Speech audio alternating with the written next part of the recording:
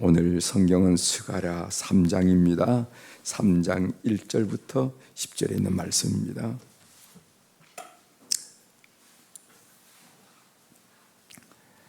스가랴 3장 1절부터 10절에 있는 말씀 찾으셨으면 제가 봉독해 드리겠습니다. 1절 대지상 여호수아는 여호와의 천사 앞에 섰고 사탄은 그의 오른쪽에 서서 그를 대적하는 것을 여호와께서 내게 보이시니라. 여호와께서 사탄에게 이르시되 사탄아, 여호와께서 너를 책망하노라. 예루살렘을 택한 여호와께서 너를 책망하노라. 이는 불에서 꺼낸 그슬린 나무가 아니냐 하실 때 여호수아가 도른 옷을 입고 천사 앞에 서 있는지라.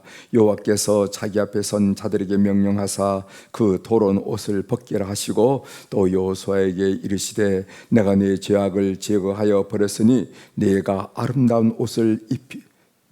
아름다운 옷을 입히리라 하시기로 내가 말하되 정결한 관을 그의 머리에 씌우소서 하매 곧 정결한 관을 그 머리에 씌우며 옷을 입히고 여호와의 천사는 곁에 섰더라. 여호와의 천사가 여호수아에게 증언하여 이르되 만군의 여호와의 말씀에 내가 만일 내 도를 행하고 내 규례를 지키면은 내가 내 집을 다스릴 것이요 내 뜰을 지킬 것이며 내가 또 너로 여기 섰는 자들 가운데에 왕래하게 하리라. 대상 여호수아야, 너와 네 앞에 앉은 네 동료들은 내 말을 들을 것이니라. 이들은 예표의 사람들이라. 내가 내 종 싹을 나게 하리라. 만군의 여호와가 말하노라. 내가 너 여호수아 앞에 세운 돌을 보라. 한 돌에 7눈이 있느니라. 내가 거기에 새길 것을 새기고 이 땅의 죄악을 하루에 제거하리라. 만군의 여호와가 말하노라. 그날에 너희가 각각 포도나무와 무화과나무 아래로 서로 초대하리라 하셨느니라. 아멘. 10절까지 함께 읽겠습니다.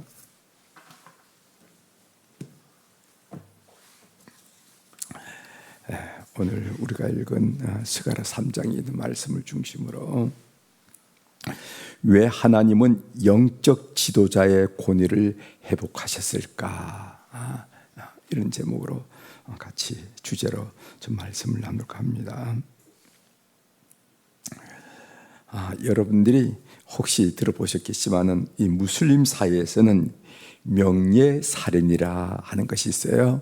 살인인데 명예살인이라 하는 것. 예를 들어서 딸이 간통을 했다거나 또 가족 중에 누가 기독교로 개종했을 때 아버지가 그 딸을 또는 그 가족을 죽인다 이 말이죠. 그 죽이는 것을 우리가 살인이지만은 명예살인이라 이렇게 얘기하고 있어요. 그 이유는 뭐냐면은 그들의 행동이 가문을 수치스럽게 했다는 거예요. 수치스럽게 했다는 거예요.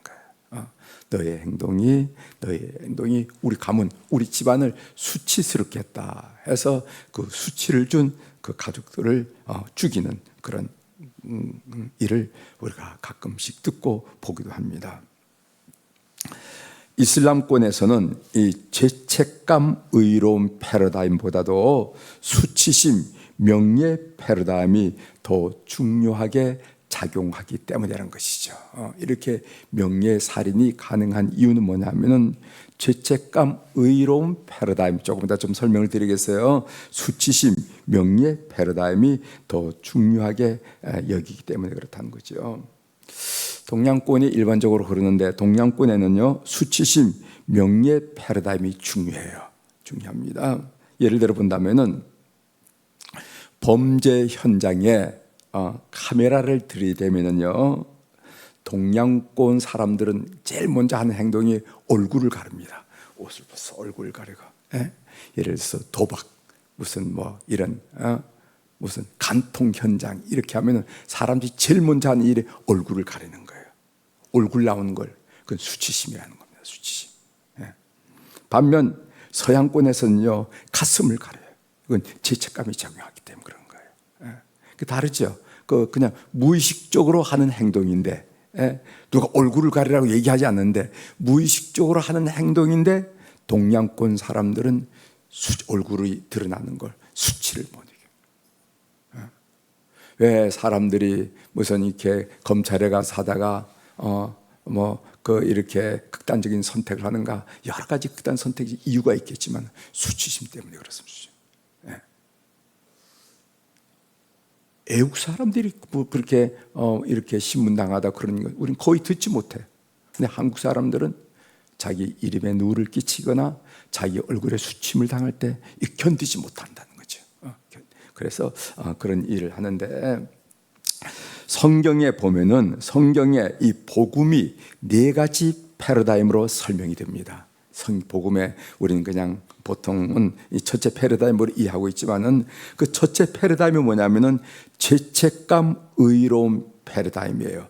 이 죄책감, 의로움 패러다임을 가진 사람들에게 그들에게 좋은 소식이란 무엇인가? 예수 그리스도께서 십자가를 지심으로 나에게 의를 주셨고, 그리고 과거, 현재, 미래의 죄를 짊어지셨다, 해결해 주셨다. 이것을 보고 죄책감, 의로움 패러다임이라 얘기한 겁니다. 또 다른 패러다임이 있어요. 그건 뭐냐면 수치, 명예 패러다임입니다. 수치, 명예 패러다임. 이 수치, 명예 패러다임을 가진 사람들을 위해서는 그리스도께서 머리부터 발끝까지 의의 옷으로 감싸시고, 그리고 우리로 하여금 벌거벗은 수치를 덮으셨다. 이런 말씀이 성경에 많이 있는데 예를 한 군데 들어볼까요? 이사야 61장 10절에 보면 이런 말씀이 있습니다. 이사야 61장 10절 하반절에 보면은 이는 그가 구원의 옷을 내게 입히시며 공의의 겉옷을 내게 더하심이 신랑이 사모를 쓰고 신부가 자기 보석으로 단장함 갖게 하셨느니라. 벌거벗은 수치를 드러내게 하지 않고 신랑이 사모를 쓰고 신부가 자기 보석으로 자기를 단장한 같이 우리를 의의 옷으로 덮어주신다. 수치가 이런 말씀이 많이 있어요. 그래서 이런 사람들에게는 이 수치, 명예 패러다임을 가진 사람들에게는 이런 말씀을 증거하면은 귀가 활짝 열리고 복음을 받아들이기 더 쉽죠. 또 하나의 패러다임이 뭐냐면 부정, 정결 패러다임을 가진 사람이 있습니다. 부정, 정결 패러다임을 가진 사람들에게는요, 그리스도는 우리 안에 깨끗하고 새로운 마음을 창조하셨다 하는 이 말씀이 성경에 있는데, 이런 말씀을 증언하면 그 말씀들은 상당히 편안함을 느끼고 자유함을 느낀다는 거예요. 나는 인생은 더러운 인생이야. 내 마음은 더러워졌어. 이런 의식을 가진 사람, 그런 것을 가진 사람들에게는 이 부정, 정결 패러다임을 가진 사람들에게는 그리스도는 우리 안을 깨끗게 하시고 새로운 마음을 창조하셨다는 얘기. 여러분 에스겔 36장 26절에 이런 말씀이 있어요. 또 새 영을 너희 속에 두고 새 마음을 너희에게 주되 너희 육신에서 굳은 마음을 제거하고 부드러운 마음을 줄 것이며, 자기 삶을, 자기 마음을 더럽다고 생각하는 사람, 전 더러운 사람이에요. 이런 사람들에게는 그 더러운 마음을 제하시고 새 영을 주시고 새 마음을 주시고 그 더러운 마음을 탁 제하여 버리시고 육신에 부드러운 마음을 주셨다. 이 말씀이 얼마나 귀에 솔깃하게 들리겠냐 말이죠. 이런 패러다임을 가진 사람들에게는, 이 부정 정결 패러다임을 가진 사람들에게는 그들에게 적절한 말씀을 주고, 또 마지막으로 두려움과 힘 패러다임을 가진 사람이 있습니다. 이 두려움과 힘 패러다임을 가진 사람들은 그리스도께서 우리 인간이 가장 큰 두려움을 느끼는 죽음의 문제를 해결하시고 우리에게 영생을 주셨다 하는 이 말씀이 얼마나 귀해서, 많은 사람들이 물질적으로는 풍성하고 여러모로 부족함이 없지만은 이 죽음 문제가 늘 두려워한 사람들이 있어요. 이런 사람들에게는 예수 그리스도께서 죽음의 문제를 해결하시고 우리에게 영생을 주시고 우리에게 부활을 주셨다 하는 이 이야기가, 아니 그런 말도 있어요?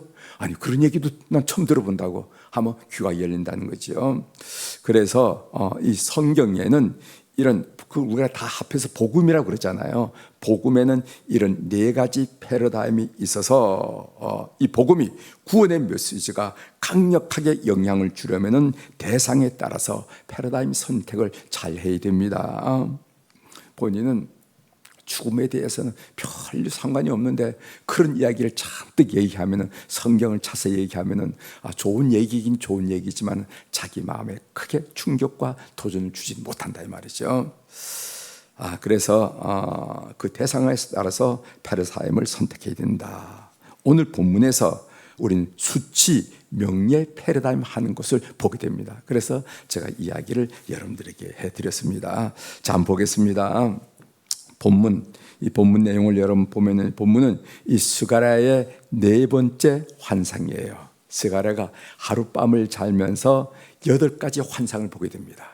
그런데 어제까지 우리가 세 번의 환상을 말씀을 드렸고, 오늘 네 번째 환상인데, 그 환상이 전반부와 후반부가 달라요. 전반부는 뭐냐면은 당시 예루살렘의 대지상이 여호수아라는 사람이 있었어요. 오늘 여호수아서의 여호수아가 아니고 다른 여호수아예요. 동명이인이죠. 그 여호수아가 그 당시 대지상이었는데, 여호수아가 하늘에서 열린 법정에 서서 사탄의 고소를 당하는 장면이 나옵니다. 그런데 하나님은 오히려 그를 깨끗하게 하시고 새 옷을 입히시고 간을 씌우셨다 하는 이야기가 전반부에 나오고, 후반부에는 여호수아는 다가오는 미래에 대해서 희망의 메시지를 듣고 있는데, 즉 미래에 하나님의 싹이 나타나서 평화를 가져 나온다. 포도나무 그늘 아래서, 무화과 그늘 아래서 뭇 열방이 평화를 누리는 그 장면을 환상 중에 보게 됩니다. 여기에 싹이라 하는 단어가 나오는데, 하나님의 싹이 나타나서 평화를 진작시킨다 하는 그런 이야기죠. 이제 본문을 조금 더 구체적으로 좀 보도록 하겠습니다. 1절 한번 보세요. 1절. 대제사장 여호수아는 여호와의 천사 앞에 섰고 사탄은 그의 오른쪽에 서서 그를 대적하는 것을 여호와께서 내게 보이시니라. 환상이죠. 여기에 대제사장 여호수아는 조금 전에 여러분들이 말씀드렸지만은 출애굽기, 민수기 이 다음에 나오는 여호수아, 가나안 전면 전쟁을 지도했던 여호수아가 아니고 요사닥의 아들 여호수아입니다. 이 여호수아는 당시 예루살렘의 대제사장이었어요. 그는 귀한 유대 공동체의 첫 대제사장으로서 성전 재건축에 앞장섰던 인물입니다. 그것이 학계 1장 1절. 여러분 학계 스가랴가 함께 나오죠. 이거는 바로 그 포로 귀환 후에 이런 활동을 했던 사람이 학계 스가랴인데, 그 학계 1장 1절에 보면은 성전 재건축에 기여했던 사람이 수르바벨과 여호수아 대제사장이라 하는 것을 우리가 알 수가 있어요.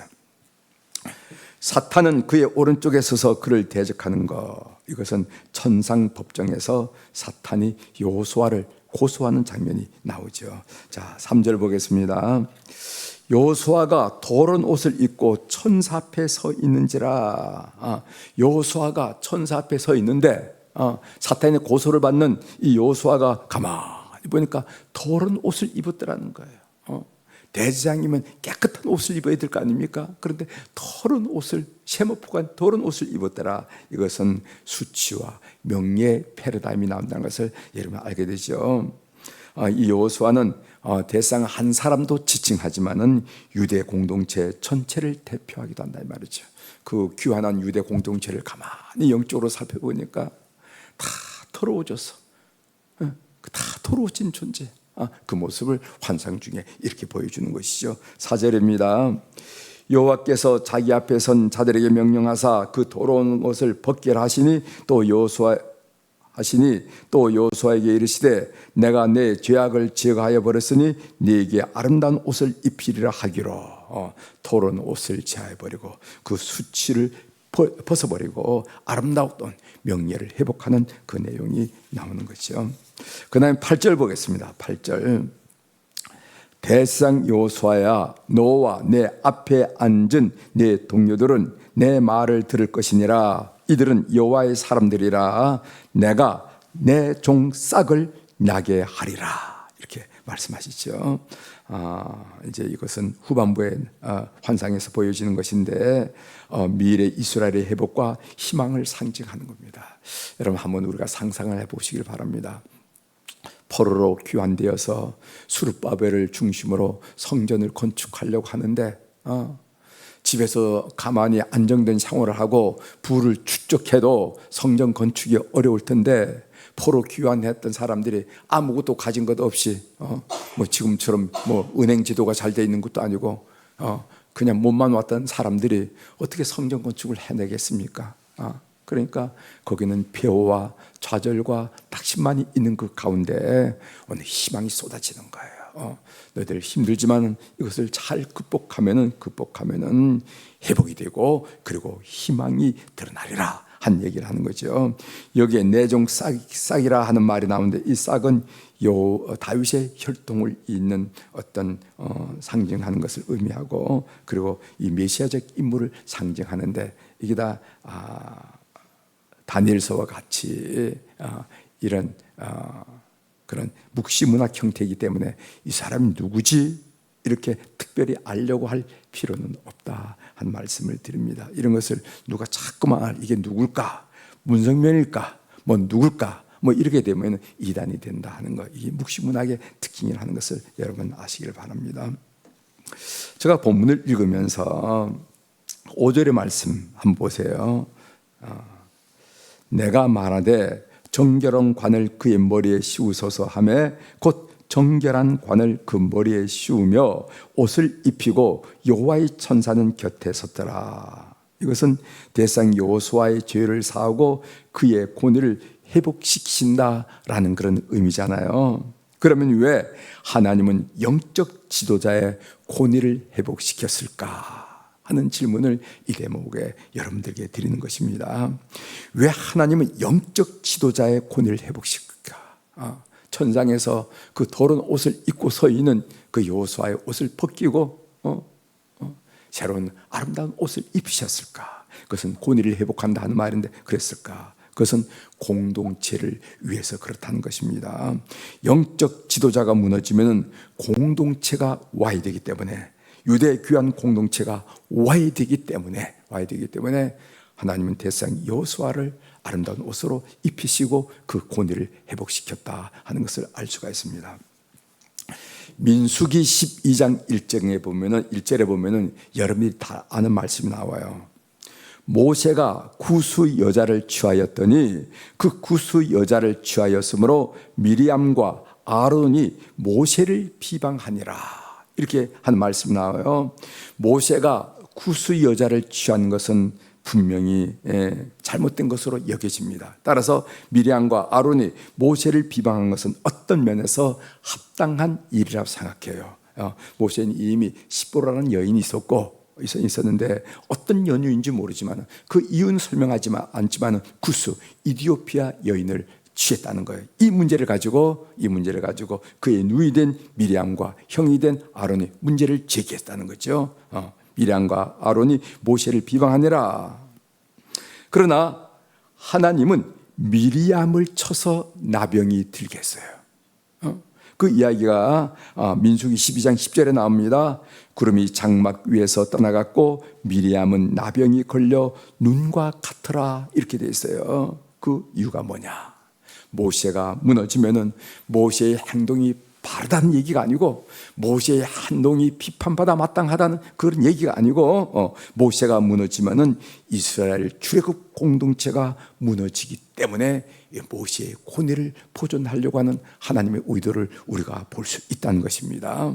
따라서 영적 지도자는 공동체에 대해서 특별한 책임감을 가져야 돼요. 깊이 통감해야 된다는 거죠. 나는 이 공동체에 대해서 그래서 더 거룩해야 되고 더 성결해야 될 책임이 있어요. 반면 구성원들은요, 영적 지도자를 위해서 기도해야 될 그런 의무가 있다는 것입니다. 왜? 영적 지도자가 무너지면요, 그 공동체에 큰 어려움을 겪기 때문에 오늘 성경이 이렇게 단도를 하고 있다 하는 것을 우리가 이런 본문을 통해서 확인할 필요가 있습니다. 우리 잠깐 기도하겠습니다. 하나님 아버지, 참으로 귀한 공동체, 말이 좋아서 귀한 공동체지만은 그들은 정말 여러모로 영적으로 경제 생활 면에서나 관계에 있어서나 어려운 파국의 지경에 그들이 당하고 있을 때 하나님 그들에게 미래의 희망을 주고 회복의 약속을 하신 것을 오늘 또 본문을 통해서 확인할 수 있도록 은혜를 주시니 감사합니다.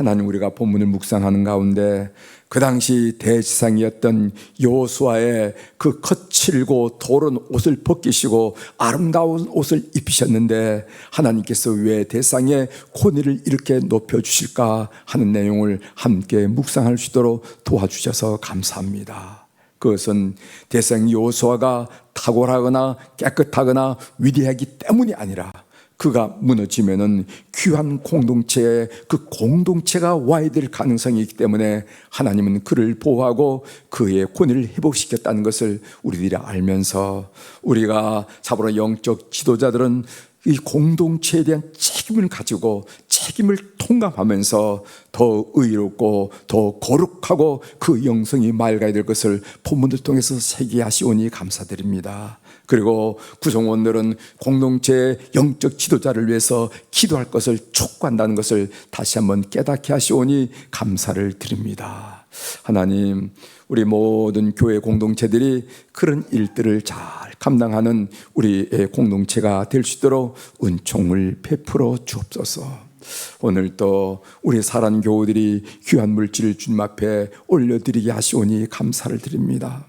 솔로몬이 1000번제를 드릴 때 우리는 참으로 그 솔로몬의 이름이, 솔로몬의 삶이 하나님께 기억되신 바 되었다 하고 우리가 고백하고 있는데, 이런 1000번제를 비롯해서 감상음을 드린 우리 모든 교우들이 그 손길이, 그 발걸음이, 그 마음이 하나님 앞에 기억됨이 될 수 있도록 은혜를 베풀어 주옵소서.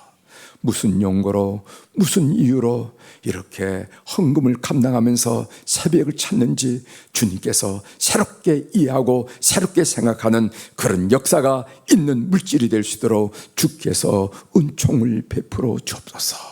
그래서 우리의 모든 이름들이, 기도의 제목들이 주께 기억되는 바 되도록 은혜를 베풀어 주옵소서.